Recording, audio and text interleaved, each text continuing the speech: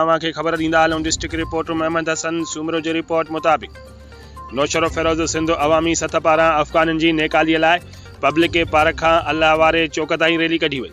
रैलीअ में मुख़्तलिफ़ सियासी समाजी अॻुवाननि समेत सिंध अवामी सतह जे सवें कारकुननि वॾी अंग में शिरकत कई। गो अफ़गानी गो रैलीअ जी अॻुवानी सिंध अवामी सतह जे मरकज़ी अॻुवान महर ड्रिबाई, रियाज़ कमटियो, गमगीन सियाल, अब्दुल मजीद कीरियो, राणा अब्दुल सत्तार, खलील अहमद अब्बासी ऐं ॿियनि कई। अॻुवाननि चयो त अफ़गानी, बर्मी, बंगाली सिंध जे लाइ नासूर बणिजी चुका आहिनि।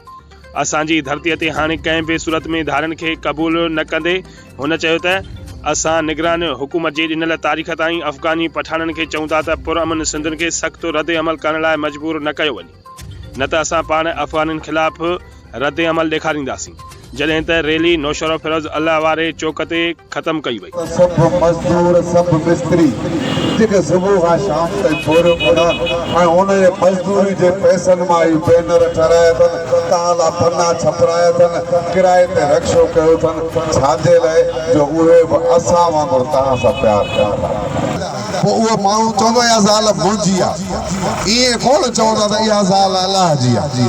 बाबा अलाह त तोखे निकाह में ॾिनी, हाणे मुड़ुस थी पंहिंजी ज़ाल खे संभाल।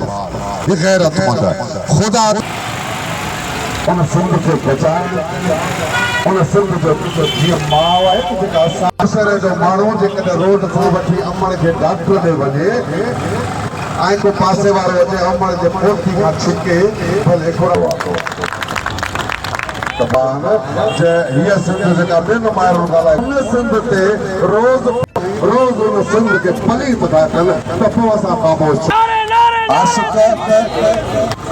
पुट कंहिंखे मिठो हूंदो आहे, ॾाढो साल खण जो मलूकड़ो हूंदो आहे, शाम जो दिलि चवंदो अथसि